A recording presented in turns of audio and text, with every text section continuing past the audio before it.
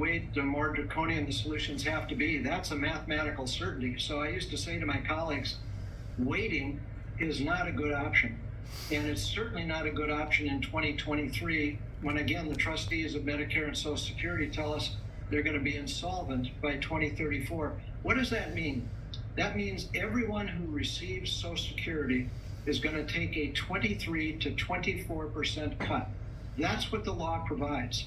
So it is so important that we wake up, smell the roses, and deal with this issue. Yeah, and Senator Portman, I don't think that's going to be politically feasible, honestly. And so if the only choice is to try and raise revenue, how do we do that? Even through the expiration of the Trump tax cuts, the deficit would still be 5.5%.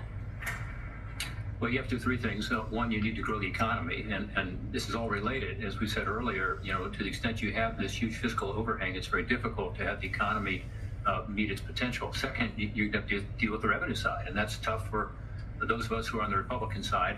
But everybody knows that we've got to figure out a way both to grow the economy and to get revenues up. And then finally, we've got to take a serious look at all spending. You mentioned the fact that with regard to domestic discretionary spending, we've got challenges, but that's relatively flat based on the current projections. The real issue is with regard to the mandatory spending, and it's now 2/3 of the budget. It used to be just 1/3. It's not just the largest part of the budget; it's the fastest growing part by far. And that's where we've got to focus. As difficult as it is politically, right, we have no choice because these programs are not sustainable in their current form. Kent just talked about the fact that Social Security faces such a shortfall that there'll be actually a 24% cut in benefits, in 2034 or maybe even sooner with the way we're going. So I think there's an urgency to move.